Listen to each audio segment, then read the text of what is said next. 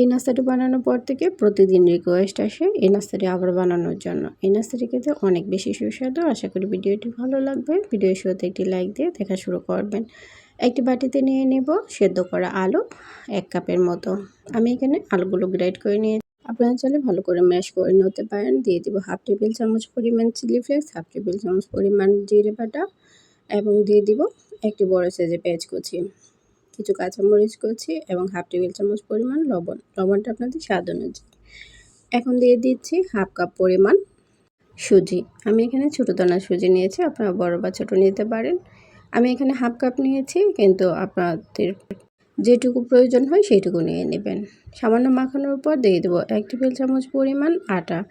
আটা দিলে অনেকটা বেশি ফুলকো হয় এবং বাইন্ডিংটা সুন্দর করে আসে।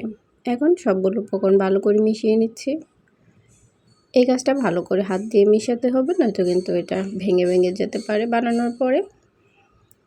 তাই একটু সময় নিয়ে মাখানোর চেষ্টা করবেন। আমি মোট 5 মিনিটের মতো ভালো করে মাখিয়ে নিয়েছি।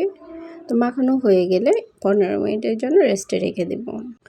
প্রথমে ডোটি একটু নরম দেখা যাবে, কিন্তু পরে 15 মিনিট রেস্টে রাখার পর দেখবেন একদম শক্ত হয়ে গিয়েছে।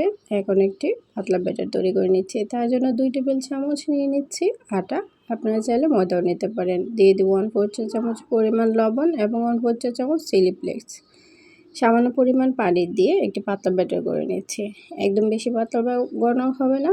আপনারা কনসিস্টেন্সি দেখেই বুঝতে পারবেন কেমন করে করছি আমি। ব্যাটারটা হয়ে গিয়েছে। এদিক দিয়ে 15 মিনিট রেস্টে রাখার পর ডোটা কিন্তু অনেকটাই শক্ত হয়ে গিয়েছে। এখন সামান্য পরিমাণ হাতে তেল মাখিয়ে লম্বা লম্বা করে শেপ করে নিতে পারেন। আপনারা ছোটো বা বড় করে নিতে পারেন, কিন্তু আমার কাছে এভাবেই ভালো লেগেছে, তাই আমি এভাবেই করে নিচ্ছি।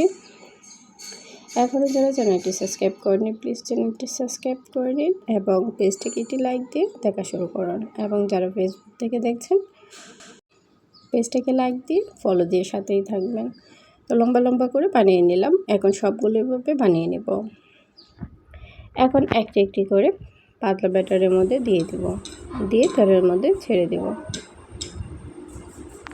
যদি নাস্তাটি ভালো লেগে থাকে অবশ্যই চ্যানেলটিকে সাবস্ক্রাইব করে যাবেন, রিকোয়েস্ট রইল, এবং ভিডিওটি সবসময় কন্টিনিউ করবেন। তেলটা যখন ভালো করে গরম হয়ে যাবে এই পর্যায়ে সবগুলো নাস্তা দিয়ে দিব। সবগুলো নাস্তা দেওয়া হয়ে গেলে 1 মিনিটের মতো ভেজে নেব। 1 মিনিট ভাজার পর এক পাশটা উল্টিয়ে নেব। এভাবে একটি সুন্দর কালার হওয়া পর্যন্ত ওয়েট করব।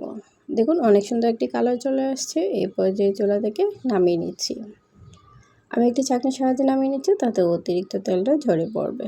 তো নাস্তাটি কেমন হয়েছে অবশ্যই কমেন্ট করে জানাবেন। যদি রেসিপিটি ভালো লেগে থাকে লাইক কমেন্ট শেয়ার করতে বলবেন না। সবাইকে ধন্যবাদ। আল্লাহ হাফেজ।